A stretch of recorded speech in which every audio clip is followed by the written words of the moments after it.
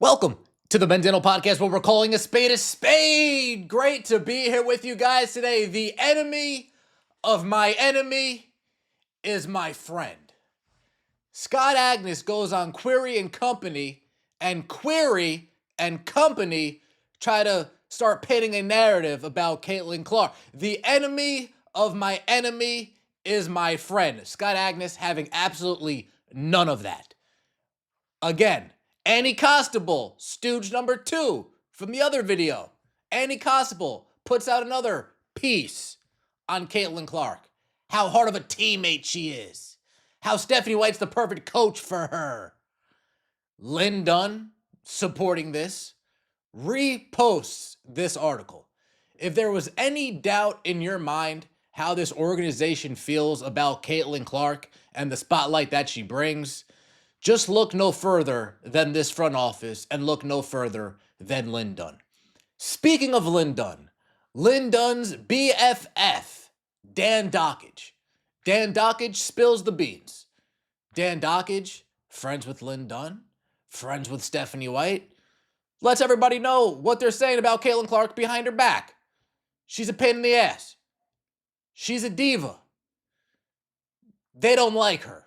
Point blank. Period. Yet again, the conspiracy theorists proven correct. We thought they didn't like Caitlin Clark. Turns out, they don't like Caitlin Clark.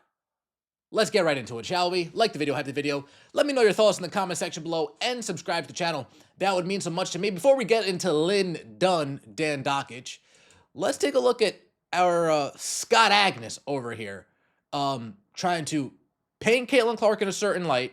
Scott Agness says, no, that's not flying, and actually puts the onus on the coaching staff. They might not have thought this one through. They thought that they took Scott's credentials and he was just going to walk in line like Chloe Peterson. No, he doesn't need to walk in line anymore. Let's take a listen, shall we? Best player or the straw mixing the drink for you at times looks totally disinterested defensively. That's a liability. And it feels like that's where we are. Am I overstating it?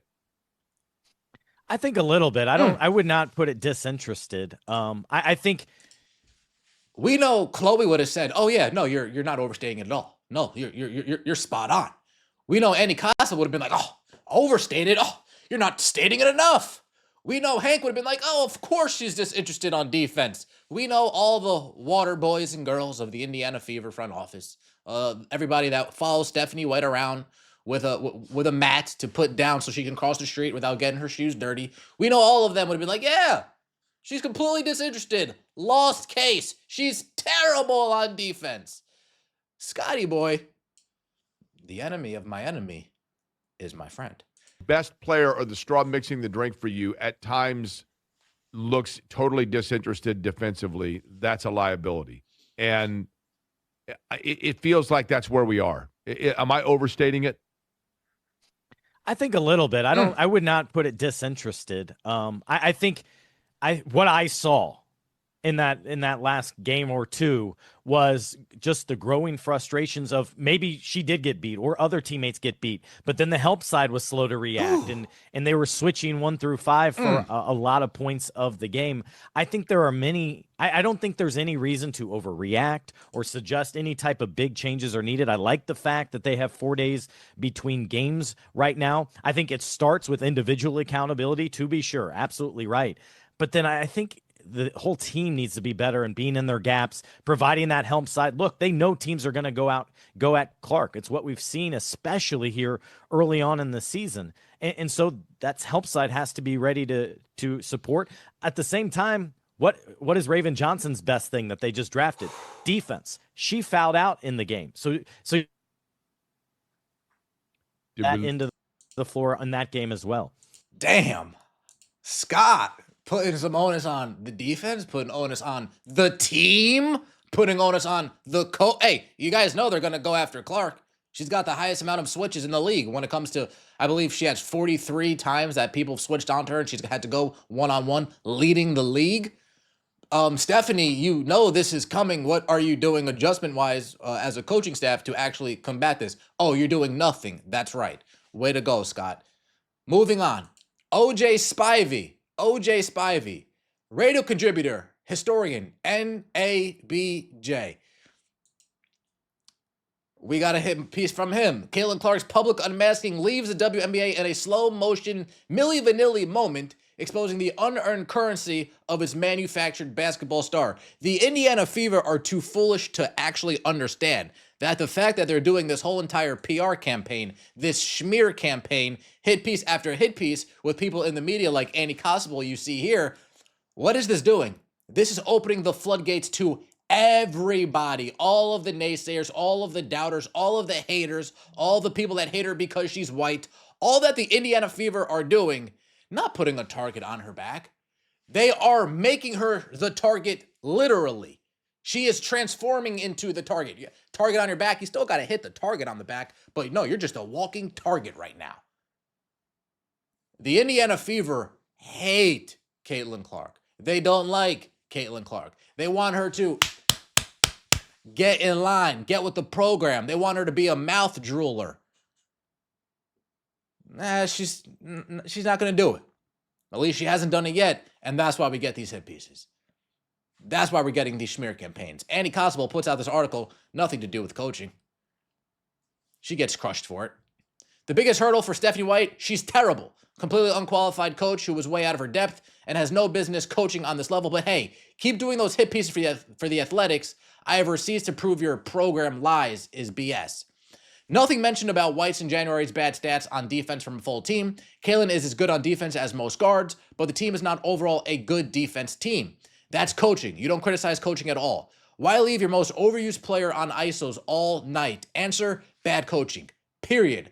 Let's show the actual stats on who was bad on defense at Fever. It's not CC. It's Mitchell by a wide margin, but nobody writes about that. This PR for a coach who got fired from Vanderbilt 5 years ago is crazy. They love Stephanie White. They're not going to let Stephanie White go. Lynn Dunn is enamored with Stephanie White. Kelly Krauskopf enamored with Stephanie White. This article right here, this hit piece on Caitlin Clark, this smear campaign on Caitlin Clark that Annie Stooge Constable wrote, Lynn Dunn reposting it. Can you imagine somebody writes a smear campaign on Aaron Judge and fucking Brian Cashman reposts it and Hal Steinbrenner reposts it? You must be out your damn mind. Imagine if somebody puts a smear campaign on Jalen Hurts and Howie Roseman reposts it. You're out your damn mind. Somebody puts a smear campaign on Matt Stafford and Les Snead reposts it. You're out your damn mind. They would counter that the best way they can. But no, Lynn Dunn, oh, she's reposting it. How are there still fans defending this organization? They're mouth breathers. They drool out their mouth. That's the only way I can. They're like Patrick Starr from SpongeBob. Seriously. They live under a rock. I think I'll eat it now. I think I'll eat it now. That's what it is. She saved their bum-ass franchise from irrelevancy, and they see her as a problem to manage. Yup, yeah. Cook FC gonna say her old-ass finger slipped and she did it by accident. Protect Stephanie White at all costs. Just trade her. This is miserable. Get Caitlin Clark off this team, and I'm gonna say it right now. Caitlin, if you don't see what's going on, and you sign that epic deal, and you stay in Indiana long-term, I'm not sure there's anything that we can do for you, honey. At some point, you yourself, you're gonna have to wake up. You're going to have to get out of that sunken place yourself. You're going to have some conversations with your parents. You're going to need to tell that sports psychologist to get the fuck out of my face. Again, this doesn't get talked about enough. The sports psychologist is half the problem itself. Because you got Stephanie, Lynn, Amber, Brianne, Austin Kelly, all these voices spewing garbage in Caitlin Clark. And then who comes right behind them to reaffirm their message? This sports psychologist. Drilling the message into her head. Eventually, Caitlin, you got to get out of there. Because Erin Lame, your agent, she's not going to help you. She's a part of the problem too. She's a part of the problem too. You don't think Erin Lame can call her contacts in different avenues and different media channels and try to get some counter programming going on? Of course she can, if she wanted to. But she doesn't because she's useless and lazy and doesn't care about you. Rich Paul would have stopped this dead in its tracks. Speaking of Lynn Dunn, best friends with Dan Dakich. The great Fever GM Lynn Dunn talking about Caitlin Clark in the Sun matchup. The Hall of Famer Lynn Dunn. And then what does Dan Dakich go out and say? Well, let's see. Not a system.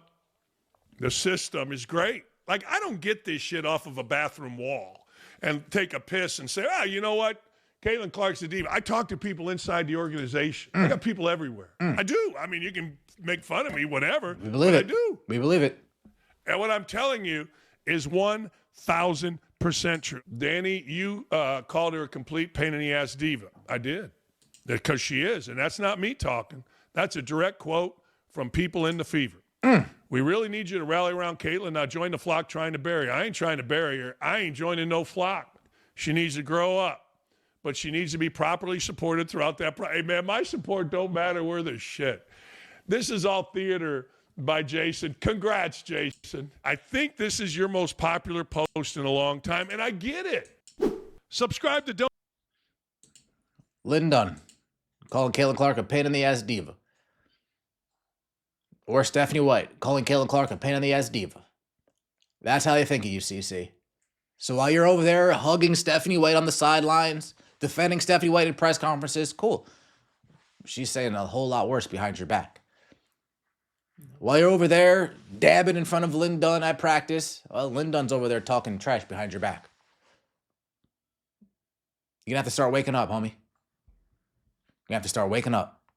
Because this isn't an organization that has your best interest at heart. You said in the press conference the other day, they have your back. Hey, nobody's had your back more than Caitlin Clark, more than your fan base.